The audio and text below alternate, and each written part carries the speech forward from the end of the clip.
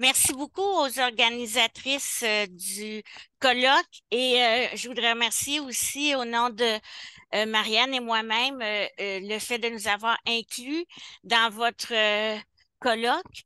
On est malheureusement, Marianne ne peut pas être avec nous aujourd'hui. Mais le travail que je présente, c'est un travail que on est en train de développer, une recherche qu'on est en train de développer toutes les deux, et puis qui s'inspire en fait, entre autres, de nos terrains respectifs, nos expériences avec les femmes lors de nos terrains en Inde.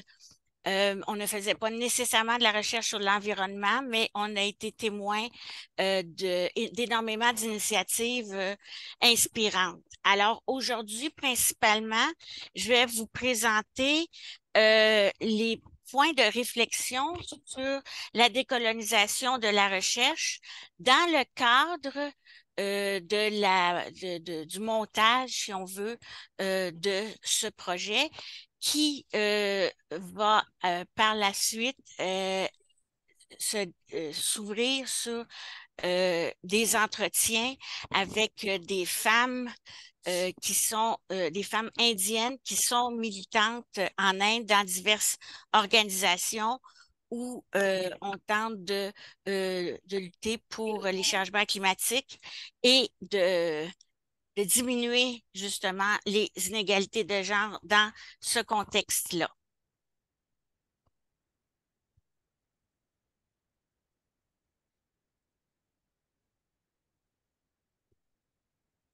Alors, premièrement, pourquoi est-ce que on s'intéresse à cette situation de changement climatique et des effets genrés en Inde?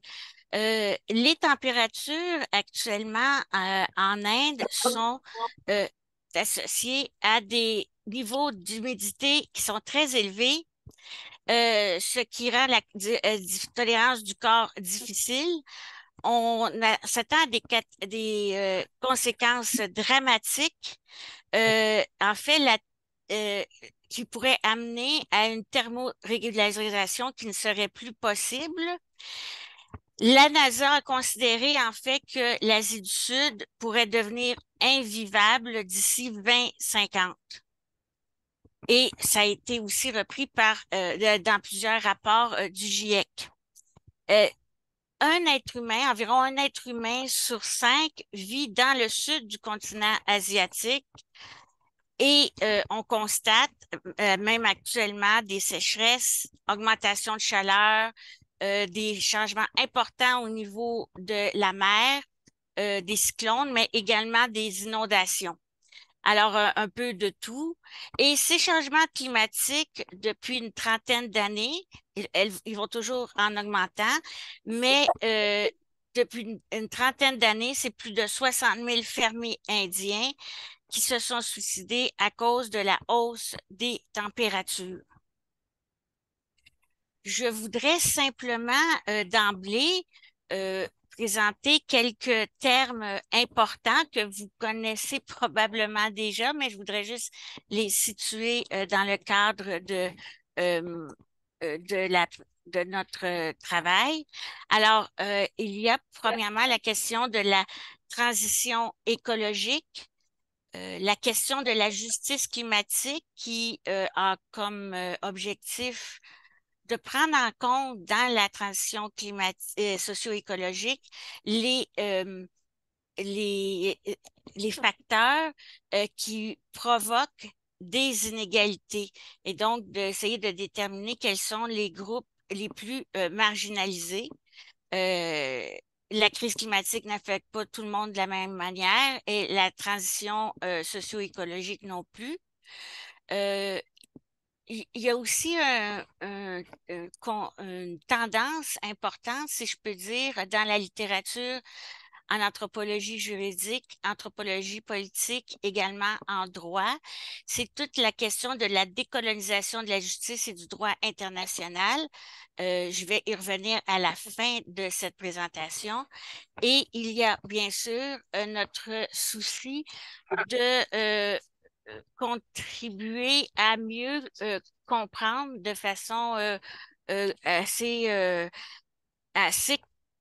dans les détails, si je peux dire, ou dans vraiment les paramètres importants, quels sont les exemples de les facteurs qui créent de l'inégalité. Et donc de prendre encore en compte la question de l'intersectionnalité. Euh, Vous êtes bien familier avec ça, mais principalement, c'est de rendre visible, l'objectif est de rendre visible les réalités de certains groupes de femmes qui sont souvent marginalisées dans les recherches et les discours féministes, ainsi que dans certaines réflexions sur les problèmes environnementaux et les changements climatiques. Et notre objectif, en fait, c'est de reconnaître que ces personnes, les femmes, vivent plusieurs réalités simultanément à l'intersection de différents privilèges et oppressions. Vous êtes probablement familier et familière avec ce découpage, mais en fait, comme je vais discuter présenter d'ici la fin de ma présentation, il y a plusieurs autres facteurs que Marianne et moi voudrions, euh, voudrions inclure dans cette réflexion sur l'intersectionnalité dans le cadre principalement de cette recherche. Alors, le cadre d'analyse théorique de l'intersectionnalité va nous permettre de comprendre et d'identifier différentes structures et identités sociopolitiques, mais également va nous permettre de rendre visible, comme je disais, des actions, des réflexions qui le sont beaucoup moins même dans les plans d'action au niveau national parfois et au niveau international aussi. En ce sens, comme je disais au début, il y a un grand dynamisme des personnes qui sont impliquées, des femmes qui sont impliquées déjà en Inde, où il y a énormément de solutions qui sont trouvées grâce, entre autres, aux savoirs locaux les savoirs locaux qui sont généralement euh, possédés par les femmes. Alors, pourquoi cette importance des femmes? D'abord, selon l'ONU, les femmes ont 14 fois plus de risques de mourir lors de catastrophes climatiques. Par exemple, et ça c'est juste quelques exemples, 80% des victimes du cyclone Zidir qui a frappé le Bangladesh en 2007 étaient des filles et des femmes. En 2008, lors d'un cyclone en Birmanie, c'était 61% des femmes qui représentaient la totalité des décès. Alors, comment est-ce qu'on peut expliquer ce constat? Eh bien, le constat, c'est que la migration climatique est très extrêmement liée à des violences genrées.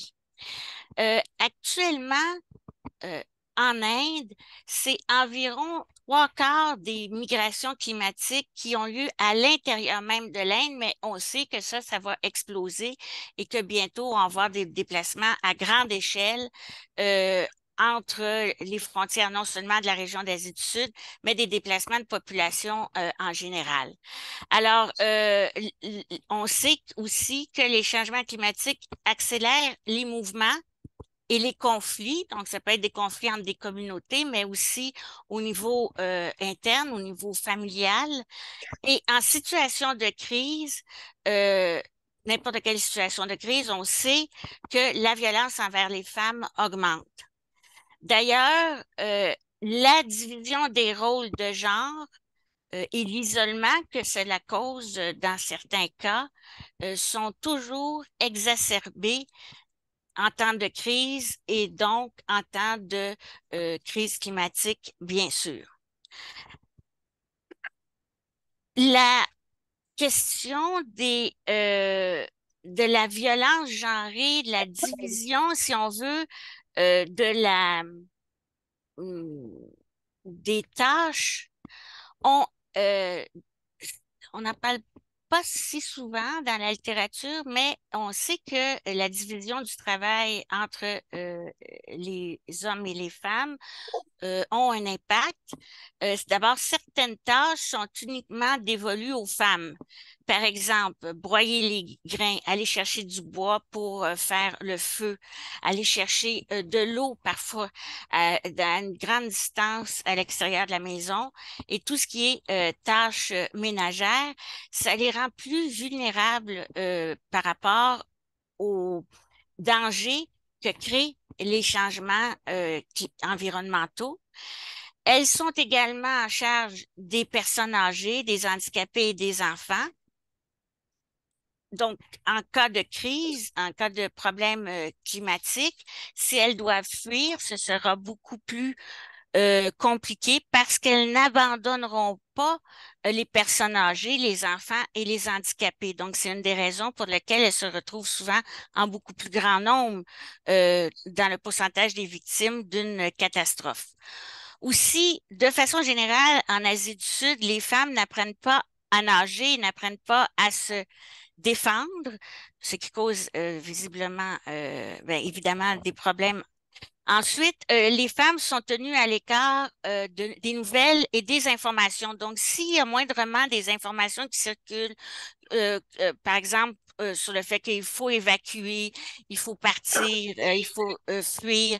Alors, les femmes vont être beaucoup plus souvent tenues à l'écart de ces nouvelles et donc des informations qui consistent en des alertes. Et aussi, bien sûr, si la femme doit se déplacer plus loin qu'avant pour aller chercher de l'eau et donc qu'elle se retrouve, qu'elle doit y aller seule, non accompagnée, dans le cadre de l'Inde, la femme devient encore plus vulnérable au niveau de sa sécurité sexuelle. Il y a d'autres composantes aussi de la vulnérabilité de genre qui sont ici proposées de façon exploratoire. Tout ce qui touche à l'organisation de la parenté, la question de niveau de vulnérabilité des femmes qui est variable selon le cycle de vie, selon qu'elles soient filles, jeunes épouses, mères, belles-mères ou veuves. Ça a des conséquences sur son niveau de vulnérabilité parce que le modèle principal étant que la femme, après le mariage, va vivre chez son époux. Cela fait en sorte qu'elle est, encore là à des degrés variables, mise dans des positions de fragilité et de réduction de réseau de sécurité parce qu'elle est souvent loin de son village natal et l'organisation de la parenté en général implique le versement d'une dot et en Inde, le harcèlement lié à la dot est une des principales causes de violence domestique. Donc, si on ajoute toutes ces prédispositions, si on veut, à une certaine vulnérabilité, ben, les changements climatiques, si on ajoute les changements climatiques, on voit que c'est très, euh, ça peut avoir des conséquences très graves. Aussi, ce que l'on voudrait continuer à explorer lors de nos entretiens, ce sont des variables, par exemple, la diversité de la vulnérabilité de naître femme dans le nord ou le sud de l'Inde, ou bien dans des sociétés soit patrilinéaires, matrilinéaires, bilatérales. Alors, c'est aussi d'explorer comment matrilinéarité, bilatéralité, patrilinéarité des organisations de parenté peuvent avoir un impact aussi sur les savoirs locaux et la manière dont les actions collectives sont prises ou initiées par les femmes. Donc, on a un ensemble de vulnérabilités induites. Et il ne faut pas oublier que en, a- euh, en plus de cela, les femmes sont responsables des terres agricoles à 80%. Les femmes ne sont pas payées pour leur main-d'œuvre. Elles sont donc financièrement généralement assez dépendantes. Dans le contexte de changement économique actuel, beaucoup de femmes se retrouvent en fait euh, responsables, seules à s'occuper de la terre parce que les hommes vont travailler à la ville, vont tenter en tout cas de se trouver un travail plus payant à la ville. Ce qui fait que la charge de travail est grandissante et tout ça dans un contexte de grande précarité économique parce que là-bas, on constate aussi des augmentations de prix des denrées de base qui sont considérables. Et en lien encore avec la question de l'organisation de la parenté, euh, de façon générale, les femmes qui se retrouvent pourtant responsables des terres agricoles ne vont pas hériter ou devenir propriétaires, avoir un titre dans la propriété ou hériter en cas du décès du mari. Alors, il y a donc plusieurs facteurs qui viennent s'imbriquer dans la considération des facteurs de vulnérabilité, des facteurs qui sont plus ou moins propres à l'Asie du Sud.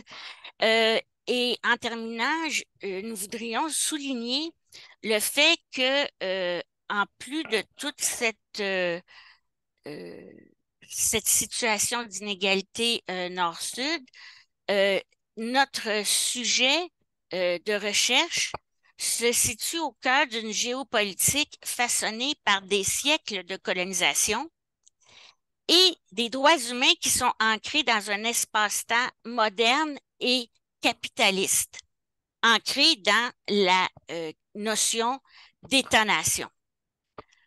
Ce contexte-là, il fragilise la reconnaissance de sujets de droit qui sont impliqués dans des déplacements causés par les changements climatiques ou non, mais ici plus précisément des sujets de droit qui sont obligés, qui sont forcés à se déplacer dans un cadre où les frontières vont devenir, avec les questions dans les changements environnementaux, les frontières vont devenir de plus en plus poreuses tout ce qui est découpage néocolonial des États-nations et de l'ordre aussi juridique international va devenir beaucoup moins pertinent en termes de réflexion de qui est sujet de droit.